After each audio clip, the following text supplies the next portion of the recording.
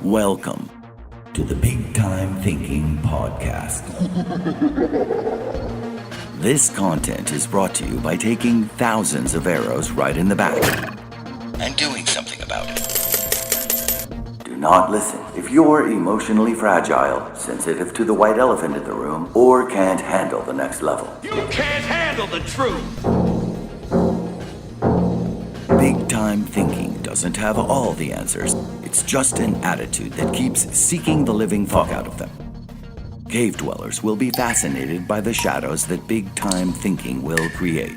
We are just here to lead you one step closer to outside of the cave.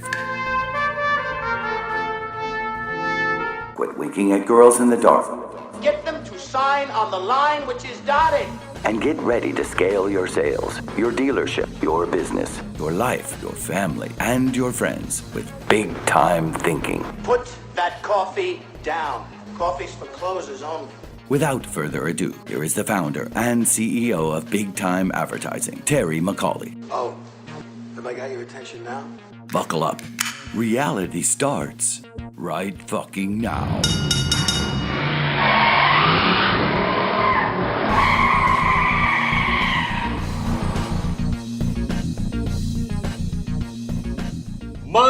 Monday. All right, Monday's back. I don't know why I've got the mamas and papas in my friggin' head. One thing about me is I'm a terrible singer, but I love to sing. And I don't know why. I just know it's Monday, and I've been preaching about how I love Mondays, and I just was singing all. And that's probably the only part of the whole song I know is Monday, Monday.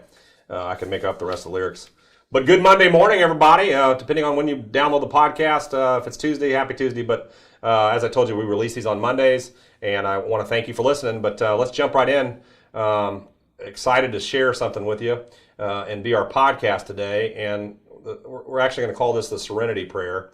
I'm going to share with you something kind of actually very personal. And my kids know about it.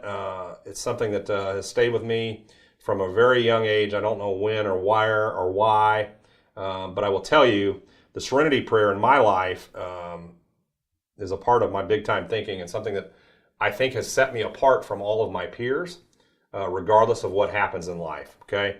So I'm excited to share this one with you. We'll jump in a little bit and give you a little bit of the backstory on the Serenity Prayer. And I want to address something, first of all. When I say the word prayer, I think this day and age, sadly, we all cringe, oh, he's going to go Christian on us. I'm not going to do that to you guys, okay? Number one, I'm an absolute Christian. Very proud of my faith, but one thing I'm not is I'm not Billy Graham. I'm not an evangelist. I'm not in your face, in your space, okay? If you're an atheist listening, I still love you. That's your deal. We all have our own path, right? On a separate note, I'd love to sit and have an ice cold beer with you and talk about with you why you're an atheist and why I'm a Christian, and do that in a normal, educated manner as opposed to going nuts. So one thing about me, I do want to address it because in a world has gone nuts a little bit, right? I'm going to share with you the Serenity Prayer, and I'll show you how it doesn't matter whether you're a person of Christianity or not, that this can apply to your life. That's first and foremost. But for me, I was raised as a Catholic. Backstory, a little trivia question. I studied to be a Catholic priest. We could do that another time. If you get to know me, there was no way that guy was going to be a priest. But for 4 years, I spent time studying at a place called St. Meinrad Archabbey. So that could be a little trivia about Terry that you didn't know. But this started way before those days. I obviously went to Catholic grade school, Catholic high school, and one thing about it, whether you're Christian or not Christian, we all know what the 10 Commandments are, not individually what they are, but we all are aware that there's something like that. Whether you're Christian or not, they're great. They're just great, really, rules of thumb. Thou shalt not steal. We all know we shouldn't steal, right? So I don't want to go down this whole wearing you out. Oh, he's going Christian on us. Nope, we're going business on you. I promise you that. I will never fail you in that regard. But I do want to give you a sliver of what big time thinking is for me, because it's those private moments between the ears that no one knows what's going on. I'm a very positive person. You'll learn that when I'm around someone who I think's negative or just a bad apple. I'll never say it to their face because I'm kind, right? I have thoughts in my head. There's a loser. And I know when I'm in the presence of a loser, or I know when I'm in the presence of a negative person, which I AKA call a loser. And it doesn't mean I give up on them. It means that they're just not there yet, right? Everybody's on their own pace. I've been a loser before, and I'll be a loser again. But part of growth, part of becoming bigger and better is that you try to nip those things in the bud so that when you catch yourself down the path of destruction, being a loser, you nip it and say, no, I'm better than that. I'm called to something more, okay? So I want to talk about that. The word prayer is interesting. I know it has a connotation of being Christian only, but I'll tell you, right, a prayer, in basketball, if you shoot up a prayer, what is it? It's a hope to, right? It's something that is not the norm. It's something we're asking for a little help, okay? So if your thing's Mother Earth and you're into nature, then substitute God with nature. I don't care where you draw on it, but there's something more powerful for you. It may be your kids or wherever you're drawing that call to type thing, use that. So that's where we're headed here with the Serenity Prayer. And I don't know if you know what it is, but I'm going to go ahead and read it to you. It's the shortest prayer of all time. Number one, that's why I like it. I like short things. But I have used this continuously in my entire life in business and with my friends and anything that happens to me. Okay? And it's a simple prayer. Most of you know it, but in case you don't, I'm going to read it to you. So I'm going to go ahead and just read it to you. The Serenity Prayer. God, grant me the serenity to accept the things I cannot change, the courage to change the things I can, and the wisdom to know the difference. So we're going to break that down for the rest of this podcast, and that's going to be our focus. Because I get hit with stuff every single day. I get hit with negative, positive things. Employees are going to hit you between the eyes with stuff.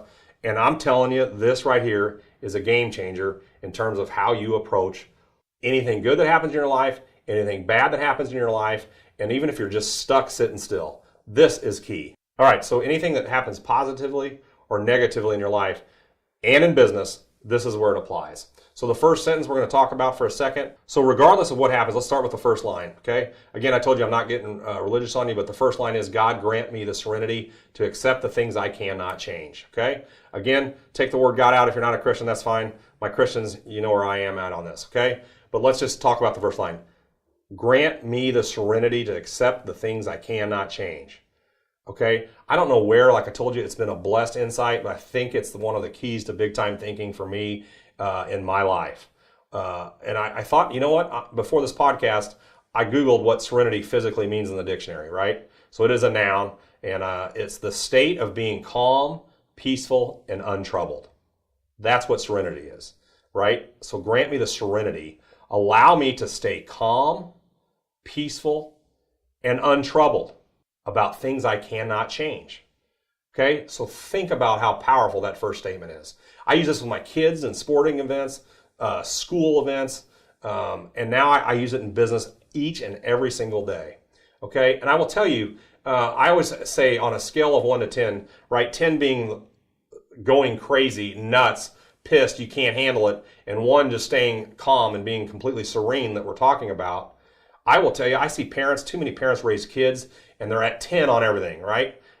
If the kid gets a bad grade, even a C, you're grounded till further notice, I'm taking your phone away, they go crazy, okay? That's the 10 on their scale. I think managers, if you got someone showing up late consistently, do you go nuts on that? What things are you going crazy on? Maybe too much, okay, on this scale of things, okay? And those might be bad examples because some of those you can control. But regardless of what hits you, if you're always going nuts on the scale, and this will be a great podcast later on, I'll get into it, but if you're always going nuts on everything, then aren't you just a little dramatic?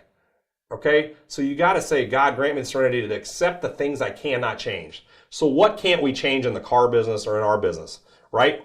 Especially, now you can control these if you're maybe the C-level exec, but there's things that are going to happen to you that you can't control, right? You can't change. So I want you to give that a lot of thought for yourself, but I thought I'd list some in the car business as salespeople. We can't control the inventory, can we? No, we don't order the inventory. If we have a great week and we sold 50 and we only had 30 in stock, I can't control if I'm out of inventory. Can't control it. Right? But yet I see salespeople every day running around. We got the worst inventory here. Man, if we just had inventory I could sell. Man, if we had the right cars I could sell more. You can't control it. Right? So why get nuts over something you can't control? I've been blessed my whole life somewhere to have this great insight and go, I can't control that. Okay? So I'm not going to go nuts over it. I'm going to go nuts on stuff I can control. And we'll talk about that in a little bit. Pricing, right? If you're a sales guy, you can't control pricing. The desk controls it. Why are you going nuts? Just sell enthusiasm. Sell you. Credit scores. I hear sales guys walking around all the time. Oh, these guys got terrible credit. We can't sell them nothing. All we're getting are leads with bad credit. I can't control that. You can't control it. I'm getting people with, he can't buy nothing. Why is he in here? Why are you going crazy? You can't control it. It was an earlier podcast. Don't be a dick. Just be nice. You can't control it. The weather, right? You can't control the weather. I'll have dealers call me. Terry, we're slower than hell, man. What's going on? And we just had back in April, we had a record cold for our northern states. Coldest month in 147 years. You can't control it, right? So why are we spending so much energy and equity in things we can't control? We can't control bad attituded customers. Sometimes I hate it when I see a dealership and organizations and businesses. They'll have meeting after meeting about a piece of shit customer, and all customers are great. But I'm talking what I call the 10%ers, right? Does everybody know what that is? What do we do with a 10%er? A 10%er is a customer who just breaks the norm and really is the worst of all time. They call you names. They're going to sue you. They're going to do this. You can't do anything about them. So you know what you do with 10%ers? You wad them up like a piece of paper and you throw them right in the fucking garbage, and you don't spend one more second worrying about it. Because guess what? You can't control it. And that's what serenity is. Okay? You can't control it. So quit having meetings about stuff you can't control. Yeah, you got to be knowledgeable about it, but why are we spending all that equity on that when we could spend our equity on things we can control? Okay, I've been blessed with that insight, and it's one of the most things I'm most proud of is not going nuts on things I can't control. The competition. How many of you dealerships get in meetings going, man, how are they pricing their cars? In any business, really, it doesn't matter what you're working. You're all so consumed with the competition.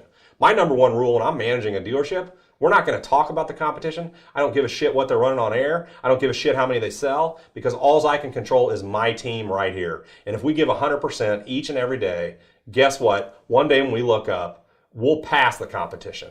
But if all we're doing is we're obsessed and controlled with what the competition's doing, I would argue you're wasting your equity. You're wasting your time. You cannot control what the competition's doing. That's serenity. God grant me the serenity to accept the things I cannot change. Okay? Salespeople, you can't control the advertising that your company's doing for you. You can't control it. I hear people, oh man, our advertising sucks. No, it doesn't. You probably suck because you're a complainer.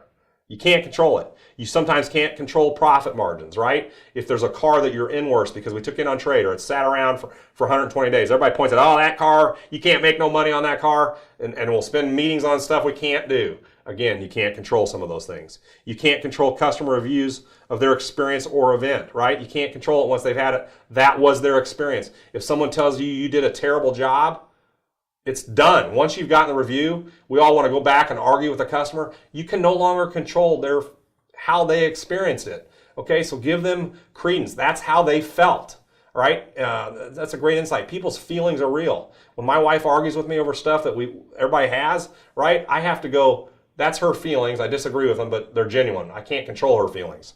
But what I can control is how I react to her feelings. Same with customers' reviews. They give you a terrible review, a manager yells at you. Even if salespeople, if you get yelled at a manager, you can't control it. It's already happened. The minute something happens, it's already in the past. So why are you obsessed with something you cannot control? Again, so why are we spending time on all this stuff we can't control? You really can't. So quit. Okay? Once it's in the past, it's in the past.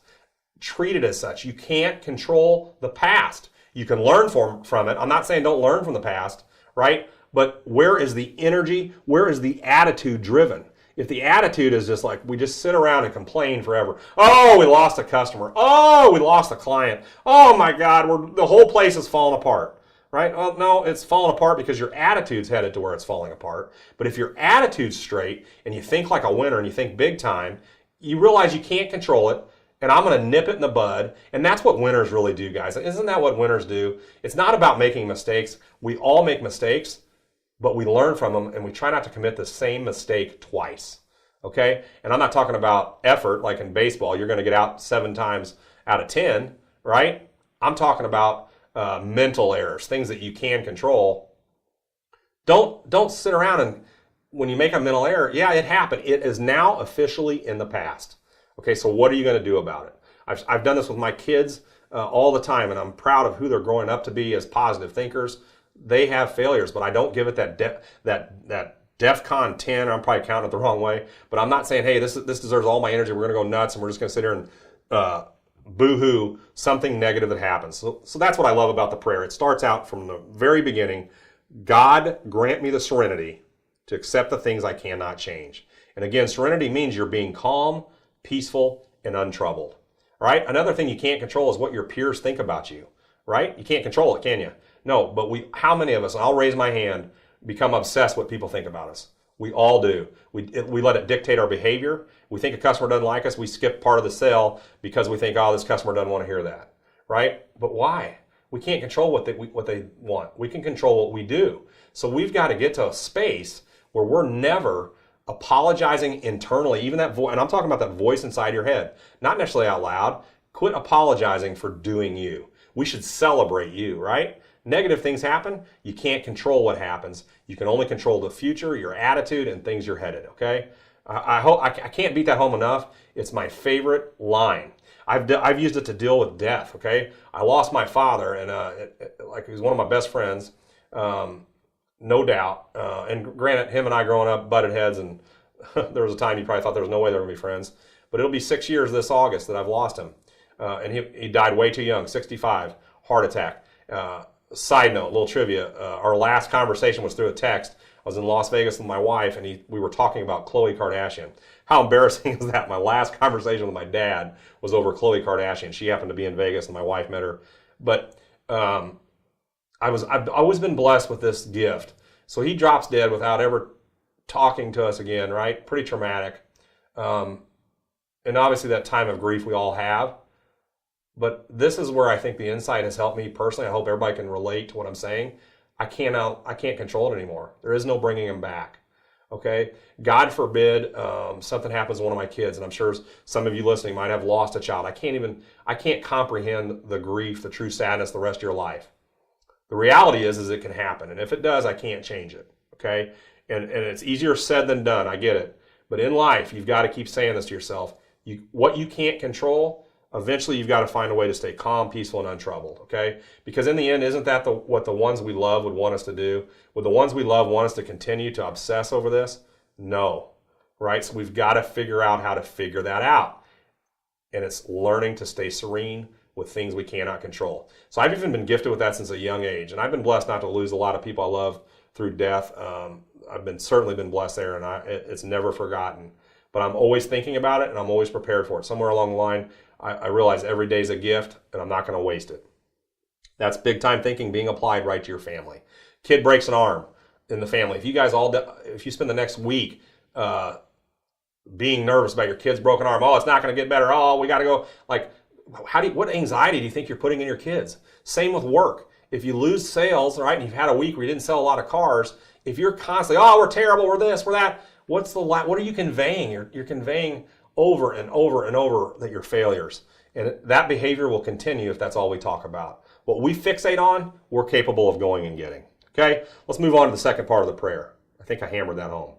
The second part of the prayer is, after we say, God, grant me the serenity to accept the things I cannot change, and we've hammered that home, then we're saying, grant me the courage to change the things I can. Okay? And courage is absolutely needed. What is courage? When I hear the word courage, I'm sorry, I can't help but think of the lion. Put him up, right? Going to see the Wicked Witch. Put him up. We all need that courage. We need to know when to put him up, and defend ourselves for things that are worth. So yeah, you know, playing off that put him up, we all need that moment where we realize, hey, you know what? I got to find that inside courage, okay? And sometimes it's not always big, but it's that inner voice that tells us we can't, or that we won't. And maybe it's failure we've experienced in life, and you're afraid to express yourself in moments. We all are different, guys. I realize that, but you've got to find the courage to change the things you can. For me personally, right now, as an entrepreneur, I'll share something personal and won't get into it a lot. I check most of the boxes on what successful people do. I can't look in the mirror and say I check the box with health, and it drives me nuts. Okay, I've got myself obese, and I've done it. I'm now trying to eat right. I'm in week 9, and I have lost, but that will always be my challenge. Okay, for whatever reason, but I can control it. Right, so I've got to quit making excuses, and hopefully this is the time. This will be the third time I've lost over 100 pounds. I'm not playing touch football anymore. I'm playing tackle. So that's what courage is. Take that line. I've used to use that in the dealership all the time. I can't believe I just said it, but quit playing touch football. Start playing tackle, right? Look at your people. Hey, if you're here to play touch football, you came to the wrong business. We're here to play tackle. So let's talk about, you got to have courage in those. And again, it's fighting those inner voices. I can't say that enough. It's not necessarily like the courage we're talking about that we see in a movie theater where we got to go nuts and, defend the United States of America. We're talking about the courage to do the little things that no one else is willing to do. Sometimes the courage is to show up on time. It's to speak up to a salesperson who's negative around you. Hey, listen, dude, you're one of my best friends. I love you. I hope you sell something. But dude, you're a little negative right now. I don't smoke cigarettes and I don't hang out with people who are negative. You're like secondhand smoke. Eventually you'll cloud my thoughts. That's something you can control. So let's talk about that. You can control how you react. And that's the word. You can control how you react to both positive and negative events, right? So start controlling how you react. Are you going to react in total devastation or are you going to react to do something about it? Little things we can do. We can control the cleanliness of our work area, right? I'm amazed when I see people, and I can get guilty. The work area gets so filthy. And guess what happens? You become unorganized. You're not as excited to get to work. You don't feel fresh and clean. You can control that, right? One of the things I do when I walk into a dealership and they say, hey, we're a struggling organization, I walk around, and when I see filthy, dirty work areas, when I see wrappers and 3 empty soda cans on there, or I'll even open people's drawers and I'll see more napkins and salt and pepper and menus in their drawer than I see keychains and paperwork to sell cars. Right? So you got to ask yourself that. Is this an environment where I can be successful? You can control that.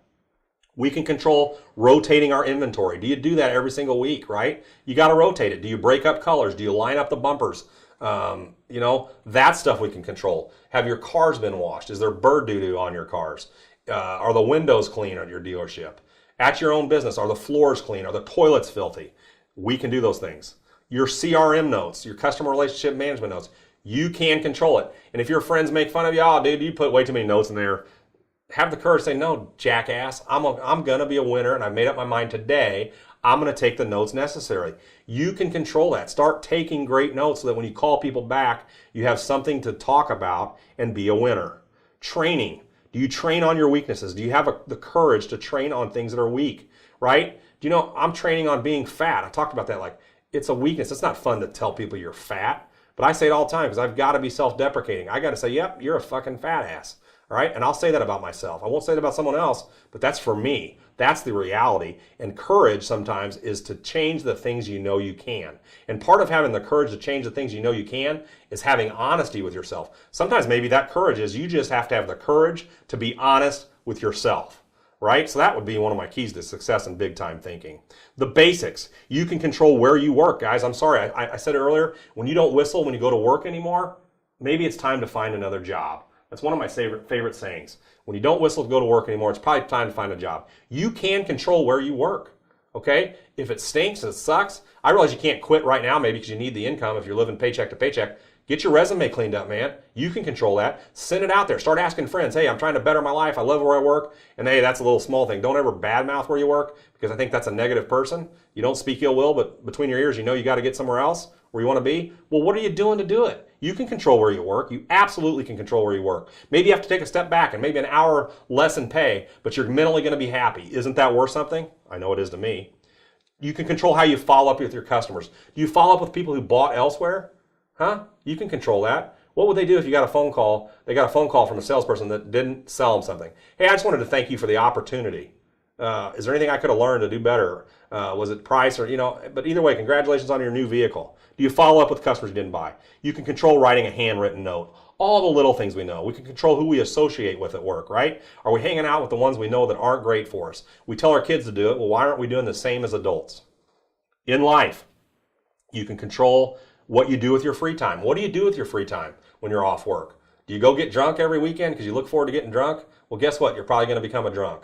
Do you have the courage to say, no, I drink 1 or 2? And if you're an alcoholic, unfortunately, maybe you need to quit. Maybe that's your albatross. We all have different albatrosses. You've got to find that inner voice with the courage to do something about it. That's what the Serenity Prayer is about, right? Do the people around you motivate you, or are they negative? If they're not a positive force in your life, get rid of them. My wife knows it. If we go out and meet a new couple, and it's hard to meet friends as adults, especially if you have moved from a different city. Guys, that's probably one of the hardest things for my wife and I. We'll go out with people, we want to be their friends, but she knows me. If we get around, I feel like they're negative people, or all they ever want to talk about is OPP. Are you down with OPP? And all they're doing is talking about other people's problems. I'll go home and say, she'll be like, what do you think? I said, you know what I thought. They were negative. They're great people, but they're not for me. I could give a shit. I don't want to hang out with people that are just fucking miserable. I was like that raising kids. If I'm around people, oh, little Johnny's a pain in the ass, I can't, and they're just negative. Get rid of them, right? So start being around people that are a positive force in everything. Because guess what they do to you? They get you right. They get you positive. But it takes courage, guys, to control who you're around. I promise you that, especially when you're wanting friends. You don't want to be lonely. You can control the television shows you watch. Are they conducive to making you a better person? You can control the vehicle you drive. You can control your budget. Are you spending more than you make? And you know that voice inside. So God grant me the serenity to accept the things I cannot change, right? I can't change my income, but I got to have the courage to change how I spend it. Okay? And I've been blessed right now. All of a sudden I'm scaling. But I'll tell you, I've been broke, fellas. I have been so broke in my life.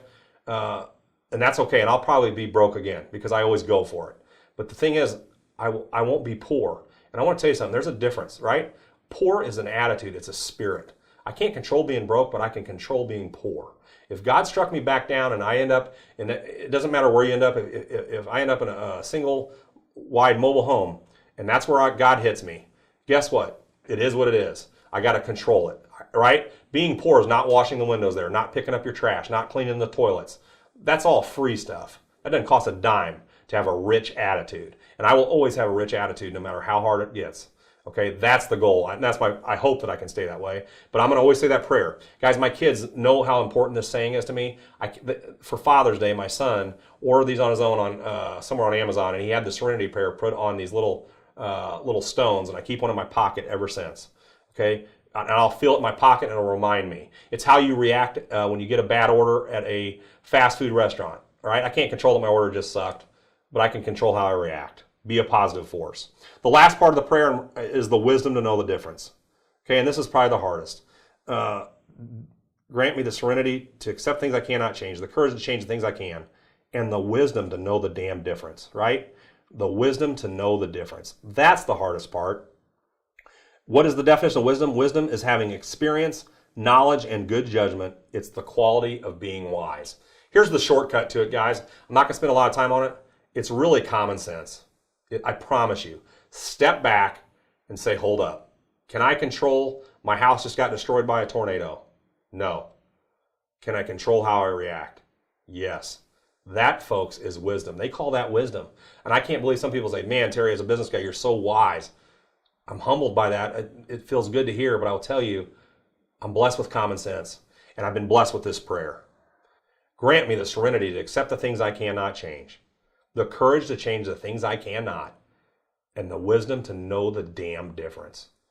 Guys, that's our podcast today. The Serenity Prayer. Own it. I hope I gave you something.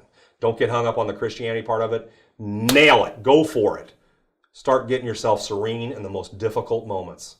It will be hard. This will be one of the most difficult things you do, but I promise you, once you start controlling your thoughts, you will control the rest of your day. That's my challenge for you. Make the Serenity Prayer real, and you can do it. We're going to design the Serenity Prayer on something special, and we're actually going to eventually sell this on our website. Frame this, put it in your life. I'm going to see if I can find those little stones I have and sell you some of those or something, or a way to get them to you as cheap as I can get them. But I want you to become a force in your life. Read it back yourself. Take the God out. Just, hey, I need the serenity to accept things I cannot change, the courage to change the things I can, and the wisdom to know the damn difference. Now, the real prayer doesn't have damn in there. I put it there because I think it deserves the emphasis. I cuss when I think something needs emphasis, and it needs it there. Okay, that's our podcast. Once again, I want to thank you for listening to Big Time Thinking. I'm so excited. I think we're evolving. We know where we're headed. Again, these come out on Monday mornings. Make it part of your routine. Get in the right frame of mind. Start thinking big time. You can do it. Big Time Thinking will help you scale your life, become better at anything you want to become. It's the little voice inside between the ears. Hey, if you are listening, As I said, thank you, but I need you to do something. I need the ratings. Fill out the comments. Tell me what you like about me. Tell me, I need the 5-star ratings. They help us grow this content of the show, and it helps us grow the space. We want to get this out to the masses. That is the goal. That's why we're doing it. I'm not here to just do this for shits and giggles. I really, genuinely want to help car salespeople and businesses in general and people have a better outlook on life. I think we need it this day and age. If you agree with me, go to iTunes, subscribe it, get your friends, if they don't know how to do it, grab their phone and subscribe for them. Please help me get the 5-star ratings. You can find us on Spotify, we're on SoundCloud, and download these podcasts. I could use the comments. They are truly appreciated. That's it today, guys. And if you do anything, make your life big time and make it big time with big time thinking. Go get them.